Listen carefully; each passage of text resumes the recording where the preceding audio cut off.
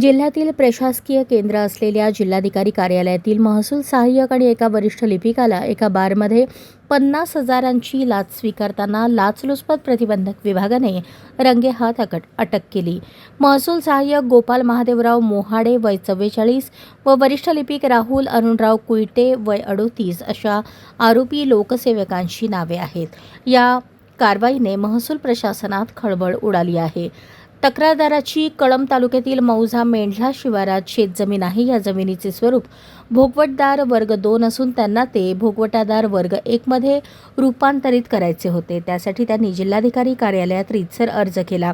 ही प्रक्रिया तांत्रिक आणि कायदेशीर असल्याने महसूल विभागाची मंजुरी आवश्यक असते.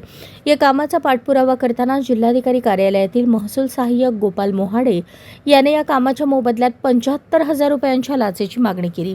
ही रक्कम स्वतः न स्वीकारता त्यांनी त्यांचे जुने सहकार्य आणि सध्या पांढरकवडा तहसील कार्यालयात प्रतिनियुक्तीवर असलेले वरिष्ठ लिपिक राहुल अरुणराव कुईटे यांच्याकडे देण्यास सांगितले. लाचेची मागणी झाल्याने तक्रारदाराने 6 मार्च रोजी यवतमाळच्या लाचलुचपत प्रतिबंधक विभागाकडे धाव घेतली. एसीबीने तातडीने तक्रारीची पडताळणी केली.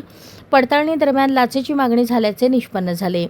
तडजोडीनंतर 50,000 रुपये देण्याचे ठरले. शुक्रवारी शहरातील गजबजलेल्या स्टेट बँक चौकातील फ्रेंड्स बारमध्ये राहुल कुईटे हा मद्याचे पेग रिचवत लाच स्वीकारताना बसला होता. त्यावेळी सापळा रचण्यात आला. राहुल कुईटे याने तक्रारदाराकडून 50,000ची रोकड स्वीकारताच दबा धरून बसलेल्या एसीबीच्या पथकाने रंगेहात पकडले. या गुन्ह्यात मुख्य सूत्रधार असलेल्या गोपाल मोहाडे यालाही तातडीने ताब्यात घेण्यात आले. या दोन्ही आरोपींविरुद्ध भ्रष्टाचार प्रतिबंधक कायदा 1988च्या विविध कलमांद्वारे गुन्हा दाखल करण्यात आला आहे. अशाच नवनवीन अपडेटसाठी जनता राज्य न्यूज चॅनलला सबस्क्राईब करा, लाईक करा आणि शेअर करायला विसरू नका.